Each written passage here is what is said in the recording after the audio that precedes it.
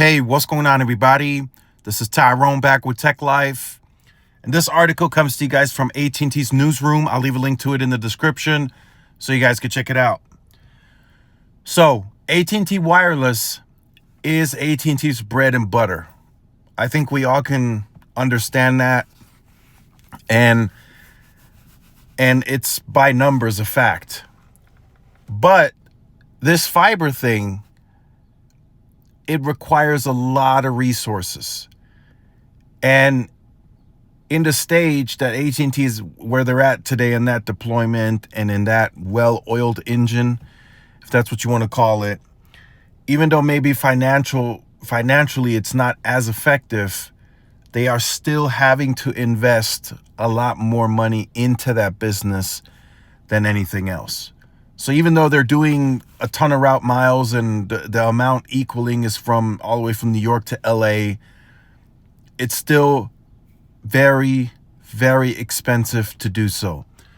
So then a lot of people are still asking, well, what about the wireless network? What about my market? How come they're not moving as fast there? So what I'm anticipating, and I know it varies per market, and as you guys have heard me say, if you're in a converged market, you'll be fine, right, on the wireless network. But the amount of resources that this fiber deployment takes, this fiber engine, and them wanting to get to 60 and then 70 million and then perhaps 100 million, and the upside that brings, right, even though financially it's not their bread and butter, it's still, fiber still has a lot of room to grow. So that's a story that you can pitch to the street and investors to get more people to invest. So I still maintain the position that in the converged markets that AT&T will invest accordingly, or more so than in markets where they don't have fiber, right? But I still think, I for myself still think overall, the overall picture, AT&T is still taking that good enough approach. Like, hey, we just want the network to be good enough, right? Since we have FirstNet, we need it to work, but we just want it to be good enough. So we're just investing the bare minimum needed to make it good enough,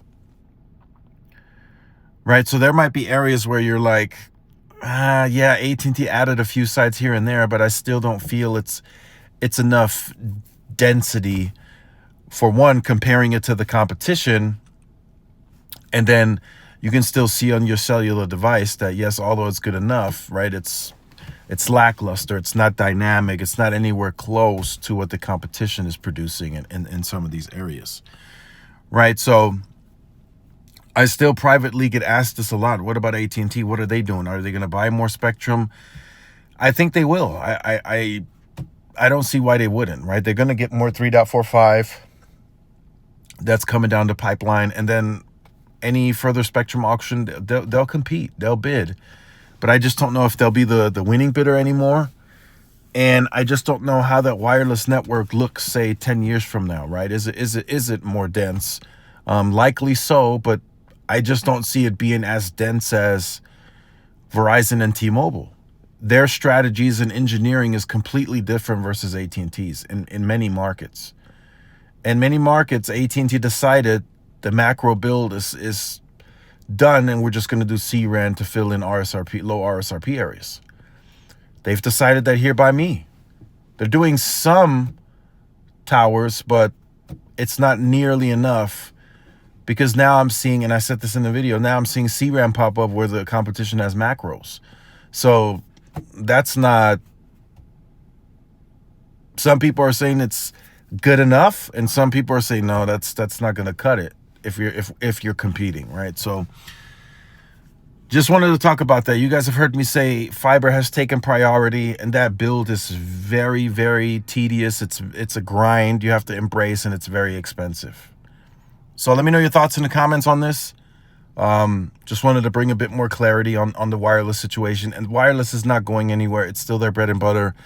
But I just don't think they're that invested in that wireless side anymore as they once were, maybe like 10 or so years ago. And even then, they weren't really, right? For those of you who remember, they canceled densification plans for media.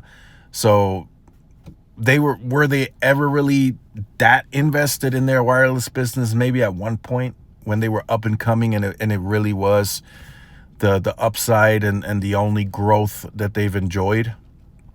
But now they're really focused on fiber. So let me know your thoughts. Like, share, subscribe. See y'all in the next one. Peace.